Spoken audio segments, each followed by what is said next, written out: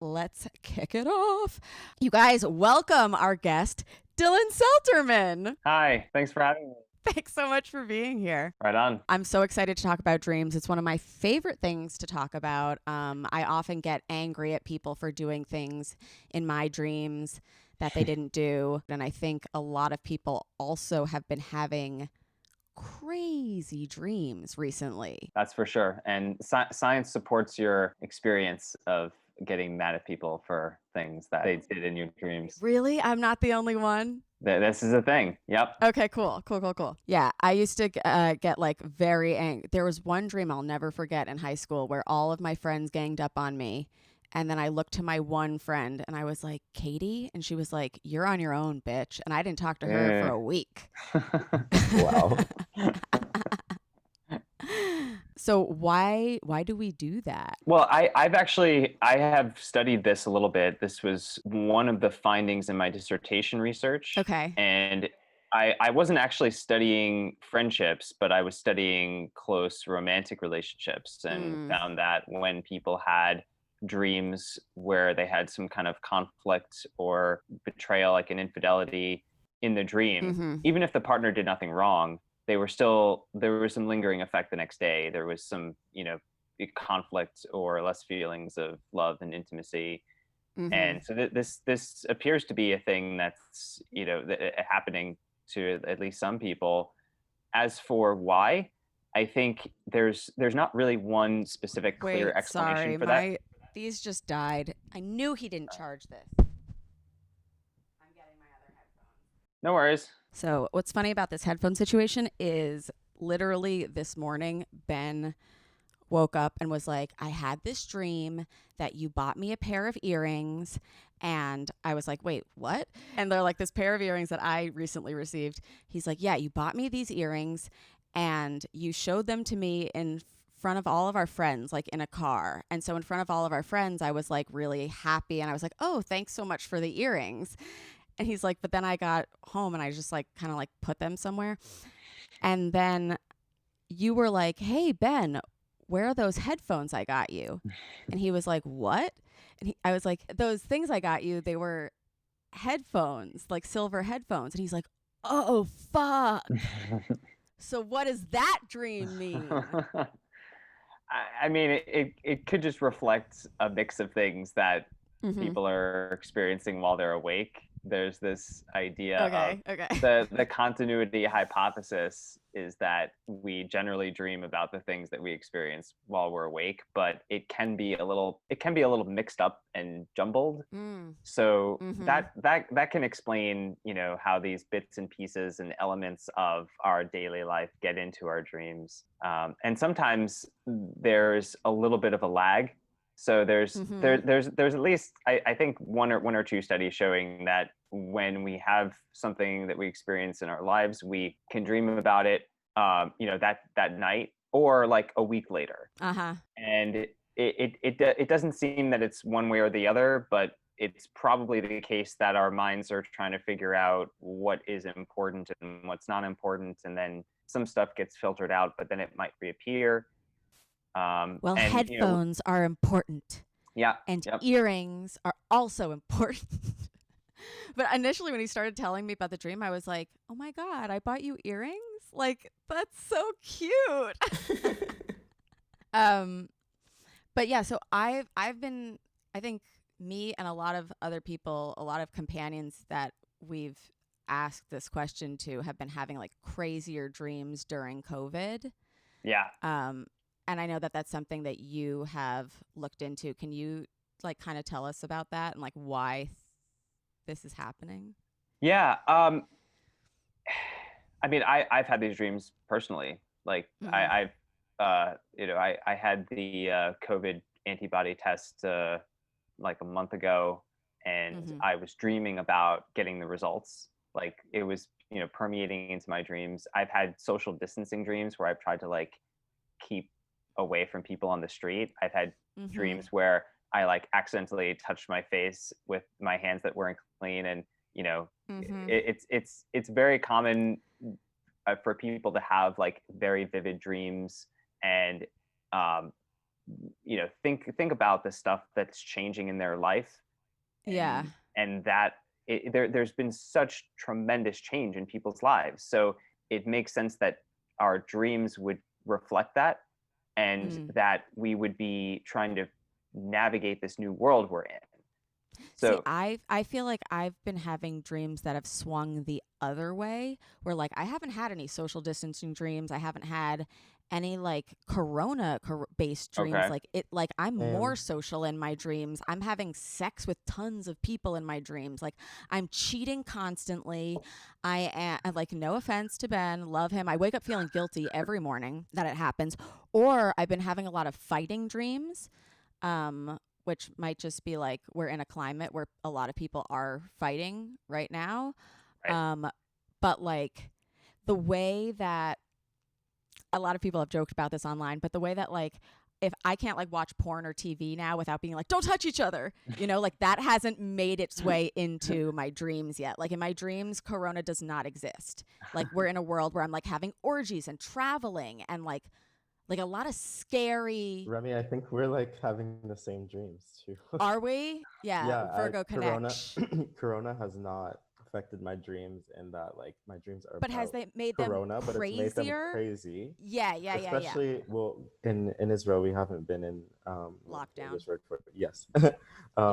In 2 months, something like this. During lockdown, though, I was having the wildest dreams. Also, not to mention my sleep patterns were completely off, right? So I was going to bed at like 5 a.m., waking up at 3 p.m. And yeah, a lot of sex dreams. Yeah, a lot of sex. So can I ask any dreams about having sex with other people that you know personally or have previously dated or had sex with while you're awake? Like any exes appear? Interesting. I think all of my sex dreams have that I've ever had in my life have been about people that I know. Yeah, so I feel like before corona it was people that I know, and then now it's been like a lot of people I haven't seen in a really long time. Right. So that's but that I didn't have sex with. Yet. Yeah. Yes, that's the operative word.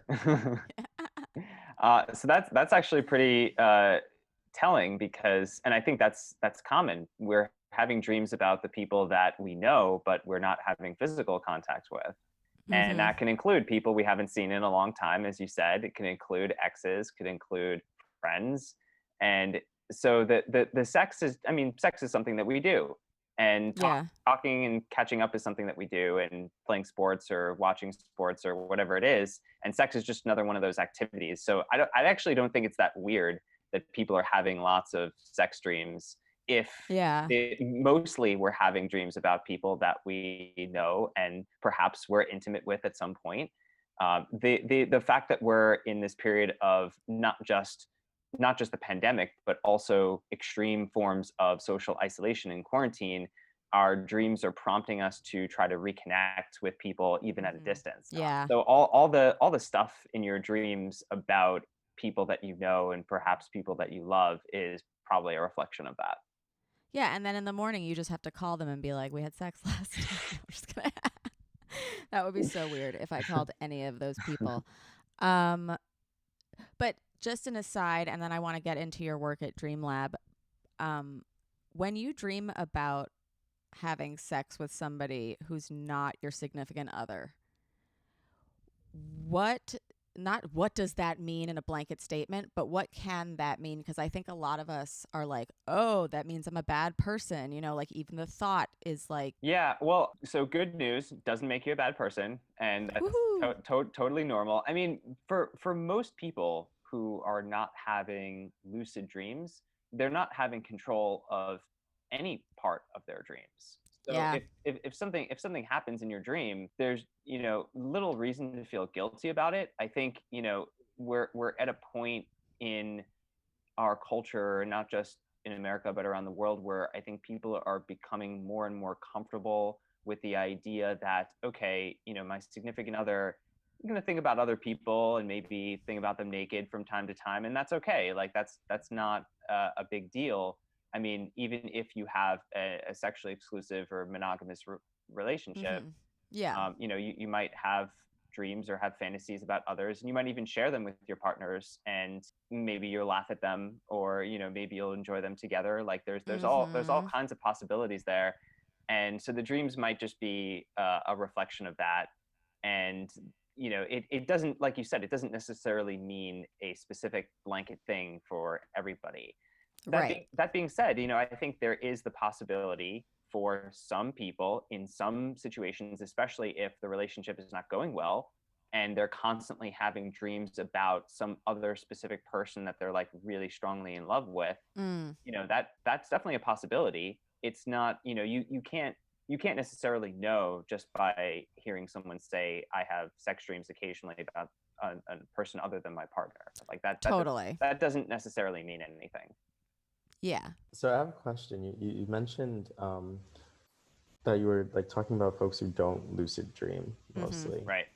Almost all of my dreams, at least the ones that I remember, are lucid.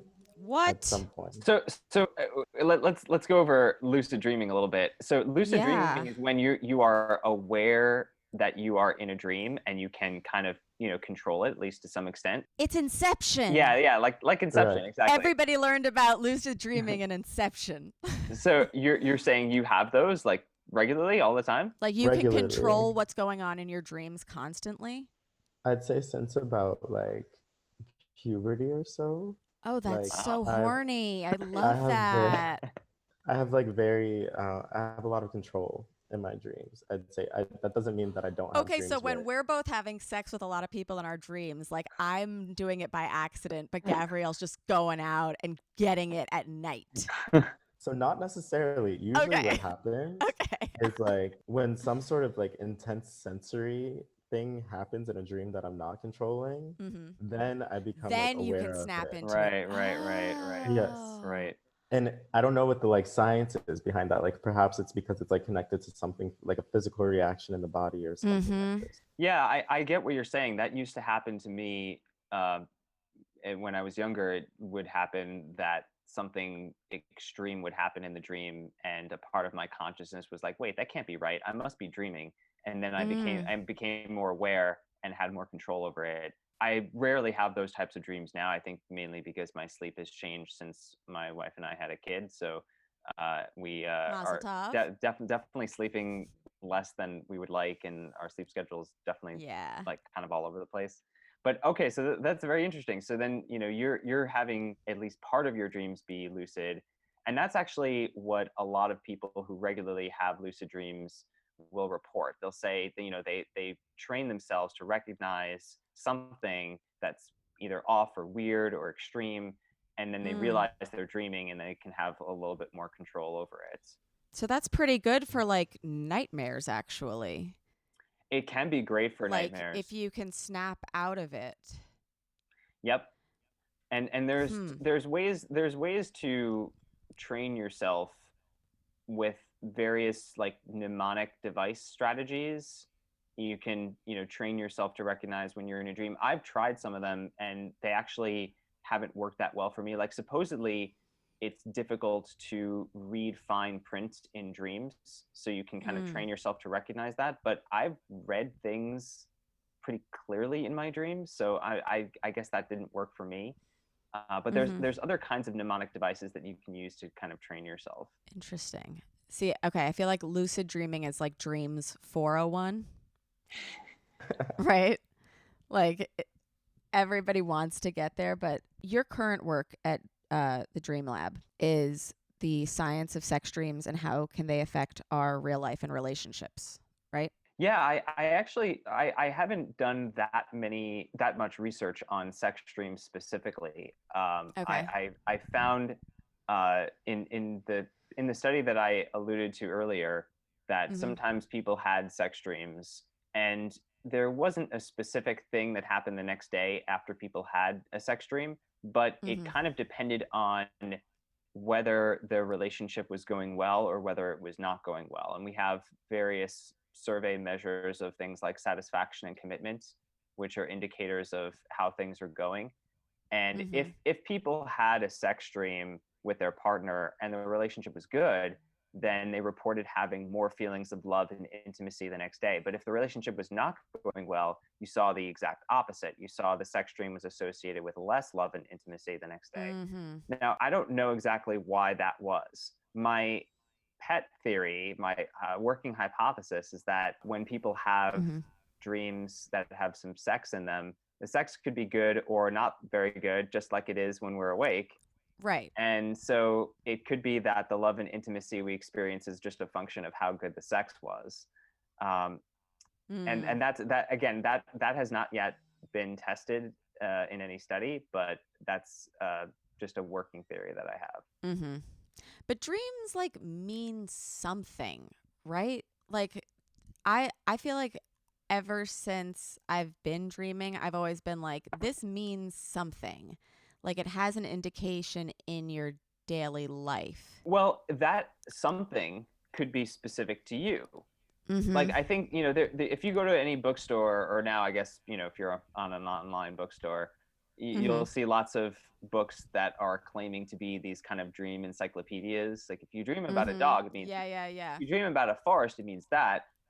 The thing is, all of those elements that appear in your dreams are going to be specific to what your life experience has been. So if you dream about a dog or a forest or whatever, it's going to depend. Like, what are your experiences with that? Have they been positive or negative? Have they been associated with a person or music or something?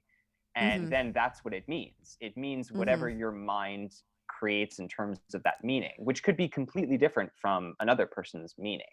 Yeah. Like I used to have a lot of teeth dreams, and I know a lot of people have a lot of teeth dreams, like losing teeth. Very common. Losing teeth in different ways or whatever. This is the most common dream that people tell me about when they hear that I study dreams. They'll be like, oh, I had a dream that my teeth were falling out. That's very common. I've had every single type of tooth dream. I've had them yanked out. I've had them crumble out. I've had them knocked out. And the first time I ever looked it up, it said, if you have a dream about losing your teeth, it means that you are like not cool with your appearance. Like you're embarrassed by how you look some way. Could be. I mean, again, they're so common, and I would think at least some of the people who report having this dream are comfortable with how they look, but maybe maybe they had some memorable experience losing a tooth when they were young, and that is another element that is in their lives and in their dreams. Or maybe some of them thought about going to dental school, and maybe some of them did, or maybe they didn't for whatever reason, but it really doesn't mean anything specific as far as I know. Yeah, the first time I read it, it was like, you are insecure specifically about the way you look. And then I just took that such to heart, and I was like, oh, I'm insecure specifically about the way that I look, which is true. But also when you read something like that, like it's the same way that if you read I read in Cosmopolitan magazine, if you wear yellow, you think you're attractive. What? And then I just never wore yellow, but that stuff sticks with you. Yeah. And a lot of people, I think, are looking to dream books and being like, I dreamt about crabs. Like, I'm bad with money or whatever it is. Right. And then that manifests itself. Yeah. You may be onto something. It could be like a self-fulfilling prophecy, but there's no science. There's no science there. There's no study that actually maps on specific things to whatever's going on, universally. Kind of like therapy, But speaking of sex and orgasms and all that stuff, wet dreams and sleep orgasms versus sex dreams. What's the deal? Yeah, this is, I mean, people have nocturnal sexual arousal and orgasms. That's, again, very, very normal, very common. It may sometimes be occurring when people have sex in their dreams, but not necessarily. And there's some biological theories for this. And if you look at some of the researchers who study dreams, they also study sleep and the biology of sleep. And the experience of nocturnal sexual arousal is actually something that is not specific to humans. Apparently other mammals have it too. Whoa. And there's also some research showing that this generally happens during rapid eye movement sleep. And this has led some scientists to think that rapid eye movement sleep, which again is also not specific to humans, other animals have it too. That's crazy. It evolved to facilitate social bonds between close people. So we have sex dreams, we have nocturnal emissions and orgasms and sexual arousal as part of our mind's way of facilitating those kind of attachment bonds. And so we see the same thing in other mammals as well. Cool. So do we know what animals dream about? No, but we can look at their brains when they dream, and we can look at their bodies when they dream, and we can They do the same thing as us. They blink their little eyes and they twitch. Right. Yeah. So we don't yet know what dogs dream about, for example, but because they're mammals and because we're mammals, and there's probably some similarities. There's probably some mental activity when they're asleep. If they're in rapid eye movement sleep, there's probably some stuff that's similar to the stuff that's in our minds. This is a little bit of conjecture. We're going beyond a little bit beyond what the science allows us to say, but I think it's a reasonable hypothesis to say there's going to be some similarities there. I think dogs are dreaming about strangers. I think they miss being pat by strangers. I know I miss patting them. Well, there's another idea, this notion of dreams as a kind of wish fulfillment, which is a very Freudian idea. There's also not a lot of evidence there from science. Because if that was true, we would not see as much of the kind of continuity between our dreams and our waking lives. Because we see so much continuity, it's unlikely that wish fulfillment in a Freudian sense is driving all of this. It's more likely that we're just kind of incorporating the stuff that we normally stuff that you see, or or stuff that's on your Twitter timeline. Like if you have a thought, that could also make it in. Yeah. Like it doesn't have to be like an actual thing that happened. True. Right? True. If you do want it to be wish fulfillment and you are trying to lucid dream, because like I feel like a lot of people are trying to get out and like fuck people. Yeah. And exactly. Like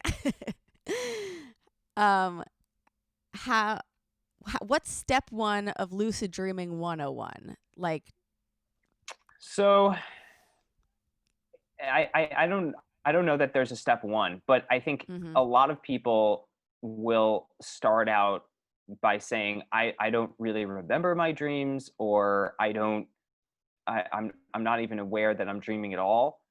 And I think for those folks, it makes sense to start recording your dreams, and you can keep like little pen and paper next to your bed, or maybe a voice recorder or something like that, and just as soon as you wake up, like jot down or record whatever was in your dream. And then you get into the habit of thinking about your dreams when they happen. And I know some people might, and I've done this sometimes, when it's like you wake up in the middle of the night and you don't really want to wake up and do that, so you're like, I'll remember it in the morning, but then you never do. I did that last night. I was like, no shot I forget this dream, and now I'm like, I don't know. Right. And a lot of people, they say they don't dream. It's likely that they're just not remembering their dreams. And so part of the problem there could also be bad sleep hygiene, like either not getting enough sleep, or maybe too much sleep, or you're just feeling tired all the time. And I gotta say, like, this is where culturally Americans are pretty weird. Like we don't really value sleep in a way that most other cultures around the world do. Most other cultures, it would be really weird to do the kinds of things that we do with sleep. We stay up too late, we wake up too early, we burn the candle at both ends, and you can kind of see this, like, we don't have siesta. Right, exactly. So we don't have designated periods of time during the day to relax and take a little nap if you need to. You can kind of see the American weirdness in Thomas Edison. I actually learned about this when I was doing research for my dream stuff in grad school. When he was inventing the light bulb, his specific goal was to stop people from sleeping. What? He thought that sleep was this like primitive activity and we should just get rid of it, and he thought that he could be productive all throughout the day and night if he had electricity. He was a vampire. I think he was also a some kind of masochistic asshole. Like, I know we're all taught to like love the inventors like Edison who made these improvements to our lives, but I would say it was a negative impact on our culture if we are now thinking that we should just minimize sleep and work as much as possible. That doesn't sound healthy, and it doesn't sound conducive to the kinds of things that you want to do, which is to have more fun in your dreams. Yeah, no, I feel like I am more tired more often after a busy night of dreaming than I would be sometimes if I just didn't go to sleep. Like, I feel like I've been having so many, not to say sleep, like sleep rocks. It really does. When it's hard and it's like you're out, but I maybe it's just a personal thing, but I dream so stressfully that I'm like, I know I'm in REM. You have to be so deep in there to dream, right? And then to have like I'm constantly at weddings when I don't have something to wear, or in school and I have a test that like I haven't been in school in 10 years. Like, I'm just busy all the time. Like, what is that? Yeah. So yeah. I feel like I'm the opposite though. Like where I'm aware of the dream is usually if I wake up briefly and then go back to sleep. And it seems like for me, it seems to be like that shallow sleep that's close to like when I'm gonna actually wake up, that I'm actually like able to like control and remember. So that happens probably in the morning, right? Not in the middle of the night. Yeah. So Exactly. when we are the way sleep patterns go, we usually have longer periods of rapid eye movement sleep later in the sleep cycle, so more towards the morning when we're about to wake up. So that kind of explains how you're describing it, where you're kind of in and out of sleep. So it's a more shallow sleep, but it's also a deeper sleep in the sense that you're in REM. So you're you're having those more vivid movie-like dreams rather than the kind of fleeting or just random image dreams that you might have in the middle of the night. Who, him or me? Gotcha. Gavriel. Oh, not me. Yeah, you're describing, I think. I remember everything. Yeah, I mean, most of the time, and it's like long journeys. I mean, the dreams that you described sound like they're very. I mean, they're very common. The dream that you mentioned about being in school and there is a test. Yeah, I have those too. I know people who say they have them and they've been out of school for like 10, 20 years, and because so much of our young lives was spent in that situation where we're apprehensive about being evaluated in that school setting. And so these, for lack of a better word, these kind of nightmares are a reflection of that.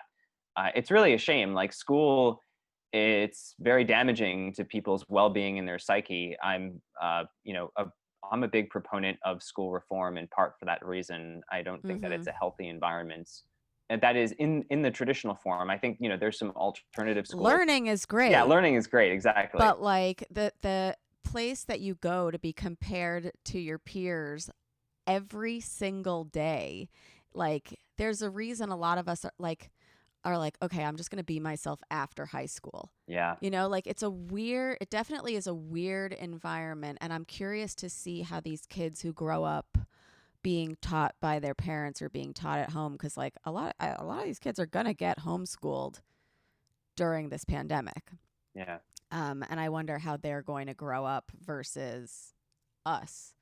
Yeah. Like, maybe they flourish. Maybe they learn way more about the things that they actually want to learn, instead of being like me, being like, wow, I'm so dumb at math, and that must mean I am dumb. Yeah, I think that's a question we're all curious about. And it'll be interesting to see how the next generation of people who experience this pandemic are gonna end up. And I think most people who have gone through the traditional schooling model are very concerned and afraid for how kids now will turn out. But I agree with you. I think it is just as likely that they will flourish if they're focusing on the things they truly enjoy and spending more quality time with their parents in general. Like, I think that's going to if their parents are nice and if their yeah, parents are good teachers. exactly. Yes. If there's no Those are domestic other abuse going on, too. right? Exactly. Yeah. It could be equally detrimental. So I want to get to companion dreams that have been sent in.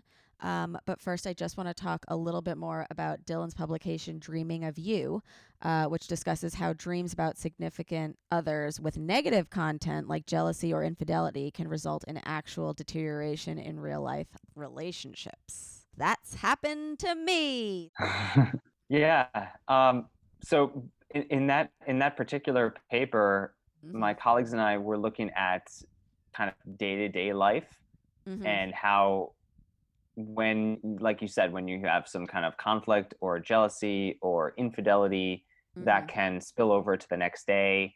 And this is while we kind of statistically control for the previous day. So, day-to-day things tend to correlate. And so it could just be that people are having bad days all the time. But we show that that's not explaining what's happening here. There's a unique role for the dream relative to everything else that's going on.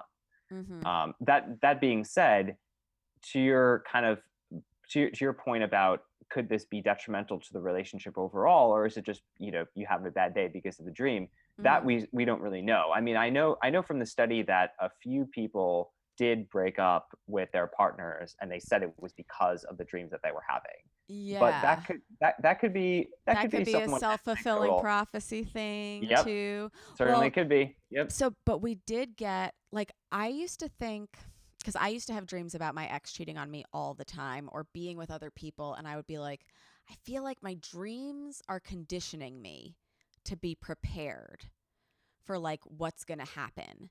And did he ever cheat on you in waking life? Yes, like, really? But like he never confirmed it. It was something that I had, like, or rather, I never got confirmation that it happened, but I know that he tried because of conversations that I had found. But there was a companion who wrote in, and she was like, I had a sex dream once that my now ex-boyfriend cheated on me, and a few days later found out that he actually did, and the real life scenario was scary similar to my dream. There were specific people in the dream who were actually there when the cheating happened in real life. It was at a party, and that's the most realistic dream I've ever had, and I'll never forget. Sometimes they are real. And then she did like a mind blown emoji, which is like yeah, well, it could be that there was something because sometimes people can tell if their significant other is checked out, or if their behavior is changing in other ways, like if they're suddenly talking differently or dressing differently. It can mean that they're trying to sleep with someone else, and then someone might have a dream about this kind of apprehensiveness, like, is my partner cheating? I don't know, but I'm having a dream about it. And then it turns out it actually happens. So you kind of have a chicken or an egg thing going on. Yeah, like the subconscious slipping in again, that it's like you might have known, and maybe your dream is just telling you what you know or what you think you know.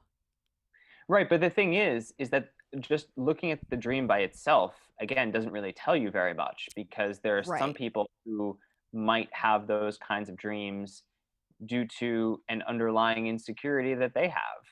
And this was another finding that I had in the study that you mentioned, that people who are insecure in their relationships tend to more frequently dream about betrayal. So that's not because of something that their partner is doing, but because they are dealing with that kind of underlying insecurity. And they have teeth dreams. that I did not find the teeth dreams being a function of insecurity. Yeah, no, I know. Dylan, I know you also, I've read some of your research as well about sort of attachment tendencies in relationships. Yeah. So I guess Yeah. that is sort of tied into people who might be having dreams, like people who, What is that? yeah, Yeah. talk to us a bit about that.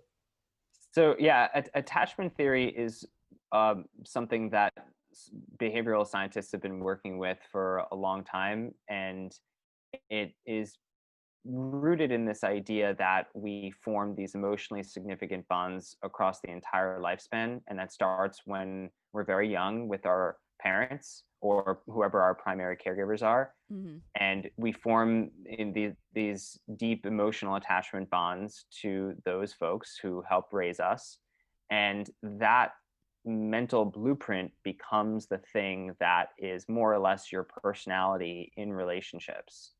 So then when you meet new people and you form relationships with them, you have an expectation in your minds that the relationship is going to be similar to the prototype, With or your the yeah. people who raised you.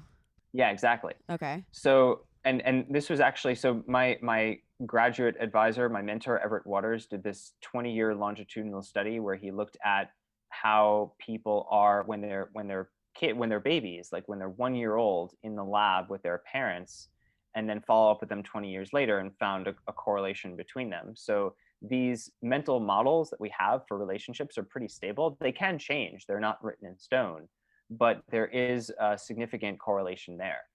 And so the other studies have found we are similar in our attachment patterns with our significant others. So if you have an insecure attachment to parents, you might also have one with your boyfriend or girlfriend. Ooh, you're or hurting spouse. me. No, I'm just kidding. I'm fine. No, that makes sense. I So mean, yeah, I, so I and feel like people yeah, seek out people like their parents too, sometimes in a significant other, whether that's conscious or unconscious. Or a parent that was like not in the picture even. Yeah. Yeah. right. There Daddy are issues. right. So yeah, what are colloquially called daddy issues could sometimes be a reflection of that, Mm-hmm. um, or mommy issues, depending Mm-hmm. on who you are. Yep. And the thing is with regards to dreams, that if you have those kinds of negative dreams, it could be a reflection of this kind of underlying insecurity, where your mind is constantly worrying about being abandoned or betrayed, or not getting too close to someone because you might get hurt. Like, those are all the types of ways in which people might have insecurity in their lives and in their dreams. It's more like there's a similarity in you, and Okay. this Okay. can sometimes mean that you are seeking someone with similar qualities that kind of confirm your ideas, but it's not necessarily that. It's more just, this is your personality. Mm. But again, that can change, and there's good news. If you're an optimistic person, the most common form of change in attachment styles is from insecure to secure. So and Yes. that generally happens Growth. in close, yeah, exactly, that generally happens when people are close and intimate with other people who are secure themselves, and then they kind of Mm. learn how that works. But it's Mm-hmm. it's a journey, and it can happen in romantic relationships. It can also happen in a therapy context with a very supportive and Yeah. nurturing therapist. Or But it's I it's not like there's a quick fix. Yeah, or even like I'm thinking that in like the your global view of the world, like is shaped by the people who raised you, and like a lot of the things that we're seeing um people contend with racially, with regard to gender, like it's the people who do feel that insecurity about how they feel that will eventually get to the place of learning and security. Right. Whereas, well, I guess someone who's just really secure in sexism is never going to learn.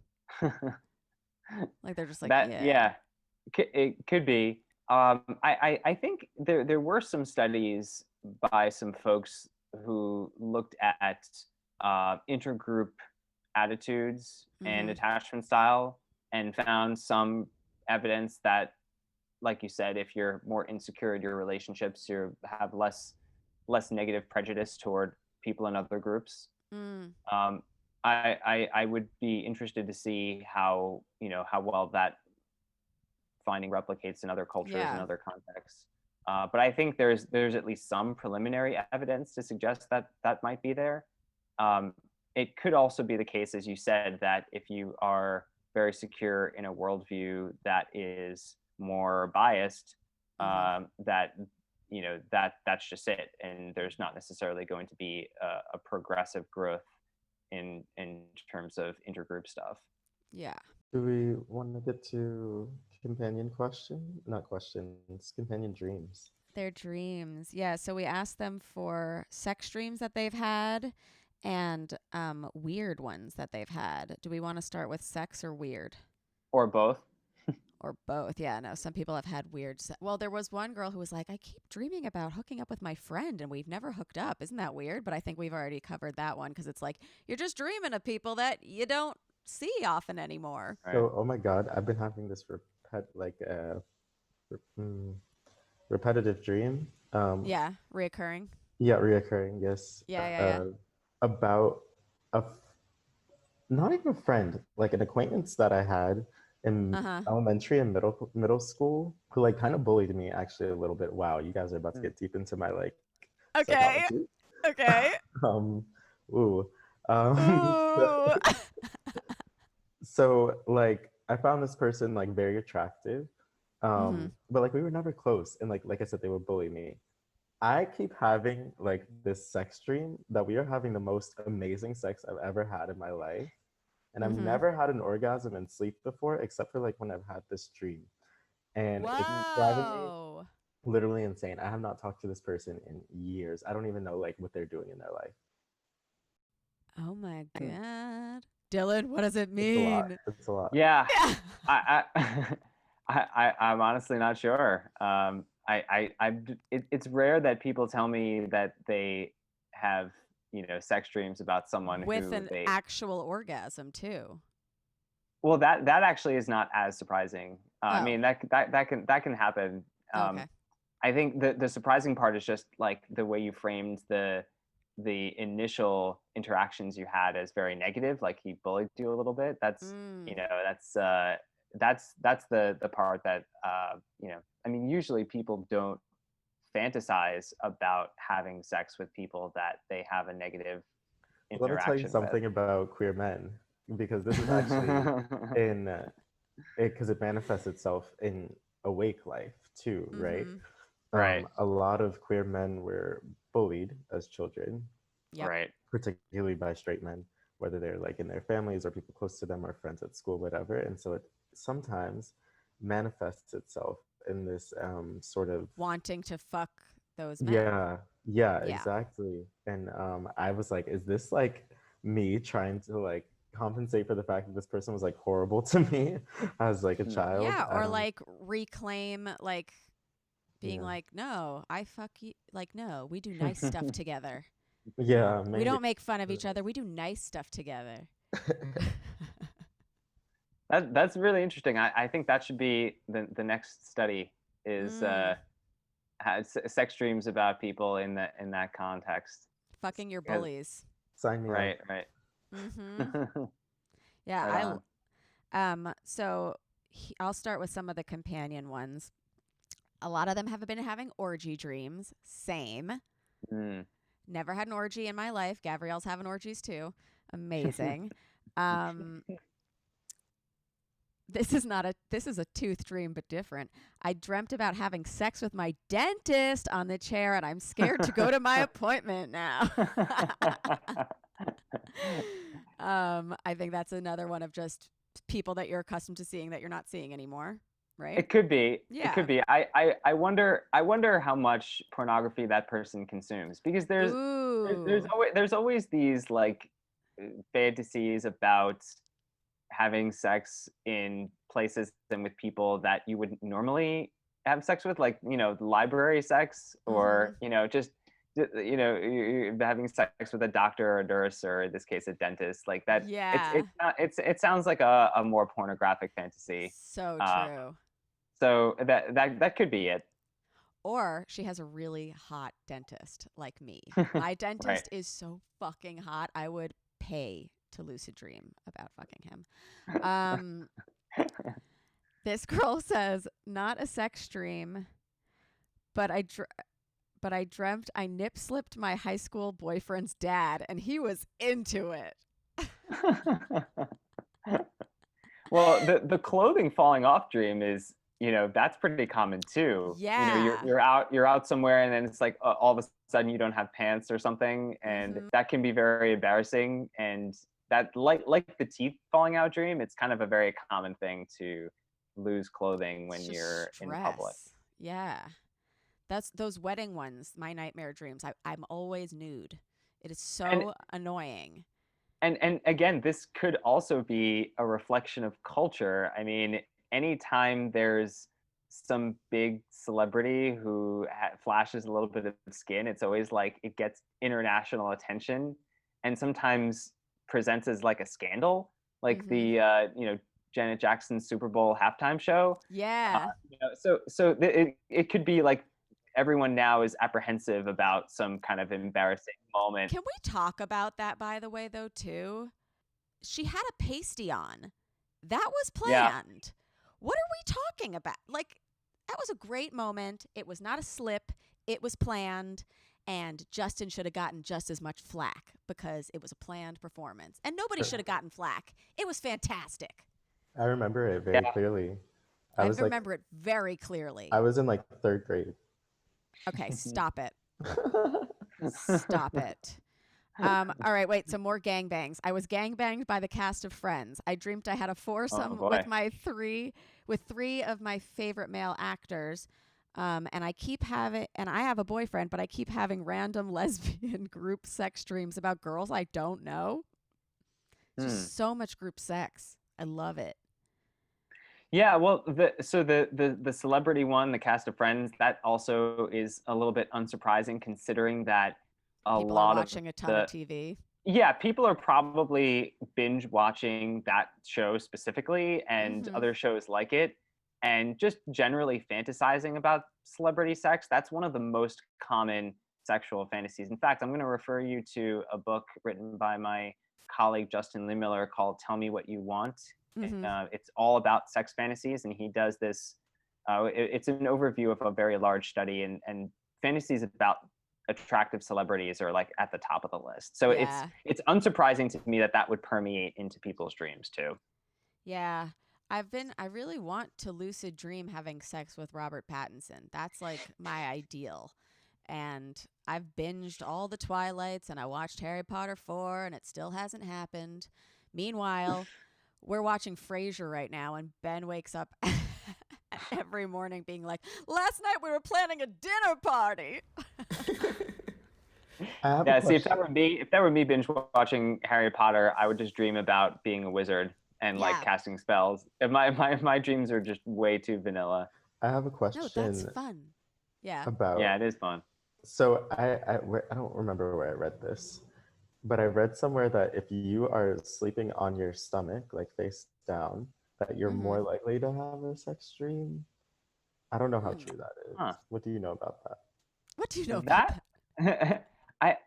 I'm not sure. It could be. I haven't seen any research on sleep positions and the type of dream. I think I could be misremembering this, but I think if my memory serves me, there's at least some evidence about just sleeping naked and having more or maybe increased likelihood of sexual content or orgasm in dreams, or sexual arousal maybe, even if not an orgasm. I'm one of those people who cannot sleep naked. You cannot sleep naked? Cannot at all. Because you got sweaty? Like, I have to have at least underwear on. Like, I don't know. Yeah, same. It really bothers me. Well, okay, whatever. Sorry, Dylan, go on. Tell us about things. Well, I was just going to say that there is a correlation. If you're in a relationship and you're sleeping naked, there's going to be more sex. Yeah. So it could be that this is just another manifestation of what's going on while you're awake, permeating into dreams. So if you're sleeping naked, maybe there's more sexual content in dreams or more sexual arousal because of that. I'm not sure if the same holds true for people who are single but also having lots of sex and sleeping naked. But people in relationships tend to have more sex anyway, so that's probably what's going on there. I hope I'm remembering this right. I think there's also some evidence that sleeping naked is better for body circulation anyway. I've heard that as well. That's if you're encumbered with clothes, it's not as good for circulation. Our body temperatures are supposed to be a little bit colder than they are when we're awake. I've gone to sleep wearing like a full sweatsuit with a shirt and shorts under it or whatever, and woken up completely naked before, and don't remember taking a single layer off. Yeah, that happens sometimes. If you're very warm in the middle of the night and you just wake up and take off your shirt or whatever and go back to sleep. I've done that too, and then I don't remember it. It's for the same reason that you don't remember your dreams, because you are the thing that people forget is that our minds are so active when we're dreaming.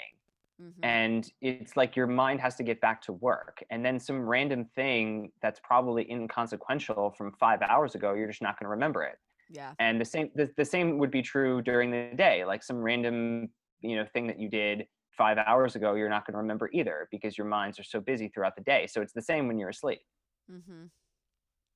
Yeah, but then there's some dreams that you remember like for the rest of your life.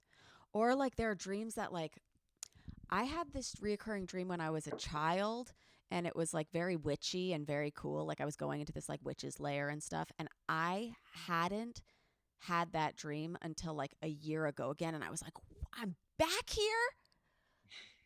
Like, what is that? Yeah, I have a similar experience of like, it's not the same dream, but like there's certain places that are like real places that like I've been in my life, and they look a certain way in my dreams, and like they look like more exaggerated in my dreams.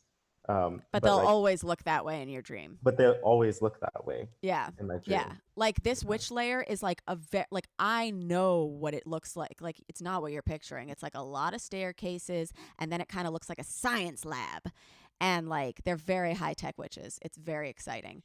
But when you revisit a dream like that from childhood, like does that mean that you're having like a like my friend Gabby and I, we always say that we have these life cycles that like we'll have the same fight every 10 years, but we're just like a little more mature every 10 years. And like I was thinking that like maybe that was a similar thing. Like am I going through like another period of like growth or like something that I was going on at that time? Yeah, that's interesting. It could also be that there's something that you experienced while you're awake that kind of prompted you to think about that period, even if you're not you may not be going through a specific like cycle, but it could just be that there's something that prompted you to think about that period in your life, and then you have a dream that like this happens to me if I randomly hear a song on Spotify or something that I listened to many years ago, and then I remember that period of my life and where I was and who I was with, and the memories associated with that music just come flooding back, and then I might have a dream that also reflects that. So it could be that rather than going through a kind of cycle of development, it's more just, I'm remembering now what was important to me, and that kind of reminiscing and nostalgia is in the dreams too. Yeah. Can you dream colors? I heard that colors are not in dreams. No, you can definitely dream in color. You can also if you have, sometimes I'll have these are generally more prominent in non-rapid eye movement sleep, where you just kind of have like still images or colors or shapes or things that aren't it's in non-rapid eye movement sleep. Dreams are sometimes referred to as photographs, whereas rapid eye movement sleep dreams are more like movies or films, where there's more depth of plot and REM sleep. It's me. That's why I dream so hard, because I'm REM. I have a question about dreams after like a traumatic event. Yeah. So I had a traumatic event happen, and I had this series of dreams that even though they were different each time, it was all the same premise. Have you done any research about like dreams after PTSD? Is like I would assume so. I work with survivors of sexual trauma, and usually it's because there's a disruption in the stress response cycle or the inability to complete the stress response cycle. So are these dreams maybe perhaps like our subconscious attempting to do that? Yeah. So you've identified a phenomenon here that is, again, very common for people who have experienced trauma. If you look at the DSM, one of the ways in which people experience PTSD is recurring nightmares and recurring thoughts about the trauma that they experience. So this is definitely very common. I heard Deidre Barrett on a podcast recently say that it may have once been adaptive for us to experience this. Like if you think, to early human life, there's an animal nearby that attacks someone, and that animal could come back the next day. So your dream is maybe trying to prepare you for that, and the nightmare that you experience is it's terrifying. A way to, alert your waking self to like prepare for that. But now in the way we live our lives, it doesn't really happen that way. Like if you have a traumatic event, it's very unlikely that would immediately repeat itself. Right. So it could be that this was somehow connected to an adaptive mechanism thousands of years ago, but is not necessarily serving us that well today. So we see the nightmares as a kind of unwanted side effect from the trauma. I haven't done any research into this personally, but that's, that could be what's going on. It makes it probably very scary to go to sleep though, then. It did. I had to, ended up not doing it in the end, but my doctor wanted to put me on beta blockers actually, because it was so disruptive. Like I couldn't go to class on my own. I had to have someone walk me. Oh. What do beta blockers do? My understanding is just that it stops certain hormones from that like cause nightmares and things like this from being produced. But because I was young, like I was like 20, no, I was 18.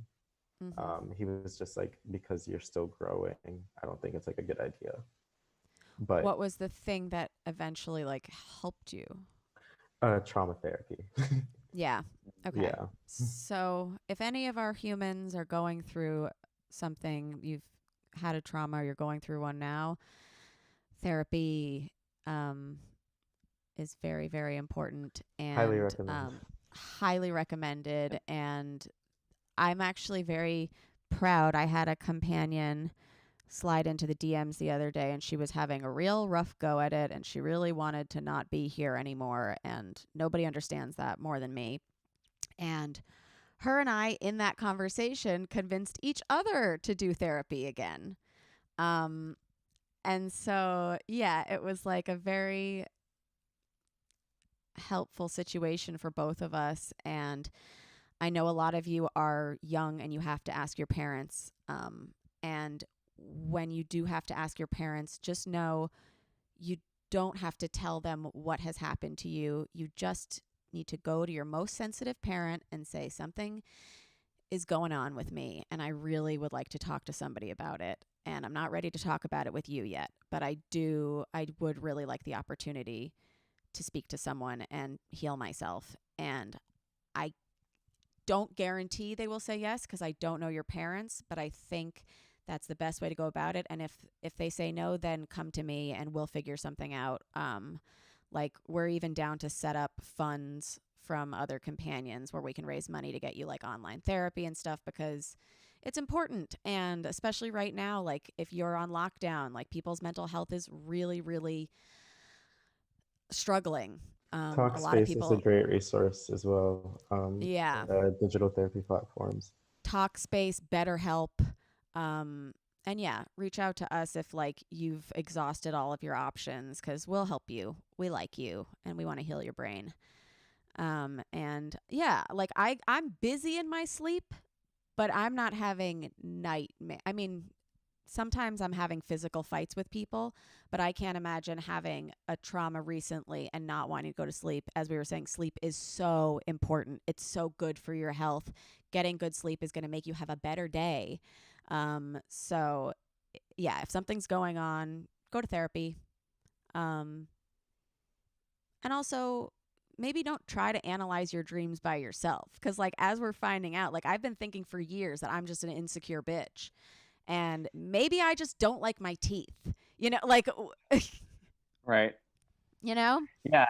I want to echo everything that both of you just said about the wonderful benefits of therapy. And, it's worth knowing that not everyone who has access to therapy, and there are a lot of resources out there. I'm going to recommend one in particular. Okay. And it's called the Feeling Good book by David Burns. And this is a book that describes, I don't know if you're familiar with it. I think my friend recommended this to me recently.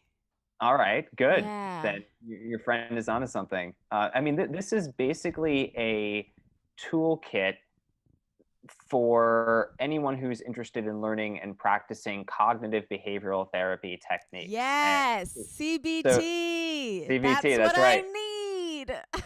CBT is very well established, and there's a lot of evidence supporting that it can help people, and for a wide variety of things. Mm-hmm. And it's basically about teaching your mind to see the world more clearly, because when people are suffering, that can be distorting. Yeah. And you see things as more negative than they actually are. Mm-hmm. So CBT is good for kind of grounding you into a more... It prepares you for a more realistic approach. Yeah. Yeah. And especially that's like really important right now, because like I especially whenever I read the news, I'm like, everything is black or white, like one way or the other. There's no nuance. People are either evil or they're good, like that's like a lot of, right. And I think CBT really helps you to like live in the gray and also not be like, everyone's mad at me. It's like, okay, one person's mad at you. Right. How do you deal with that? Right. Dylan, do you want to tell us about the study that you're currently doing on the COVID dreams and like how people can participate if they would like to? Oh, yeah. I would love to discuss that briefly. So this is an ongoing study of mine. And I think I sent the link to you, but I can send it again for anyone who wants to participate. So basically, it's a study on dreams during this, pandemic period we're in. Anyone is eligible to participate as long as you're over 18. Ooh. It's a 2-part questionnaire. So the first part you can take whenever you sign up, and there's a space for you to tell us about your dream, whatever dream that you've had recently that you feel is the most, kind of emotionally memorable or significant to you. Mm-hmm. And then there's some more questions about your experiences and thoughts with regards to COVID, with regards to general well-being. And then there's a follow-up 1 week later where we ask again those kind of similar questions, but it's an entirely online study. Awesome. So you can access it from anywhere you want. And as a little bit of compensation, there's a chance to win a little gift card, just a $25 gift card if you participate. But usually, I think that the people who participate in the studies are just interested to share their dreams and their experiences, and so that's the main benefit. That's awesome. All right. Well, where can everybody find you and your dream study? So my website is dylanselterman.com. Mm-hmm. And there's a specific link to get to the dream study, and I'll share that with you. Awesome. We'll put that link below in the description. Dylan, we have to ask this to everybody after we've had a sexual experience, which this has been. Did you finish? Did I finish? Yeah. Oh. Yes, it was lovely. Okay, amazing. Thank you for coming. Thank you for having me. And we'll see you next time on How Come. Bye. It's not you, it's me. I try so hard to finish honestly. They say you'll know when you go all the way from A right down to O. Oh no, I think that I still got a ways to go. Oh, I'm sick of this and I have got to know. How come? How come? How come I can't achieve? How come I can't achieve? I'm rolling up my sleeves. I'm rolling up my sleeves. Oh baby, I believe these guests can help. 'Cause I can't do it by myself. I wanna just